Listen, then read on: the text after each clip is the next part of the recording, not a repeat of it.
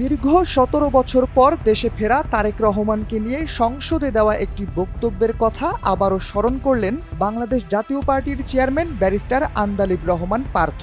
শুক্রবার নিজের ভেরিফাইড ফেসবুকে দেওয়া এক স্ট্যাটাসে তিনি জানালেন, তারেক রহমানকে নিয়ে দেওয়া সেদিনের সেই বক্তব্যটি তার জন্য কতটা কঠিন ছিল যখন দেশের ক্ষমতায় ছিল আওয়ামী লীগ। স্ট্যাটাসে তিনি জানান, তৎকালীন আওয়ামী লীগ সরকারের আমলে সংসদে বসে তিনি বলেছিলেন, তারেক রহমান আসবেন আর বাংলাদেশের জনগণই ঠিক করবেন তারেক রহমানের রাজনীতির ভবিষ্যৎ। স্ট্যাটাসে পার্থ আরও জানান, সেই সময় দাঁড়িয়ে তৎকালীন প্রধানমন্ত্রীর সামনে কথাটা বলা সহজ ছিল না। আমি গণনা করে বলিনি, ভবিষ্যৎবাণীও করিনি, কেবলমাত্র দৃঢ় বিশ্বাস থেকে বলেছিলাম তারেক রহমান আসবেন। RICL TMX, যুগের পর যুগ স্থাপনা থাকে মজবুত।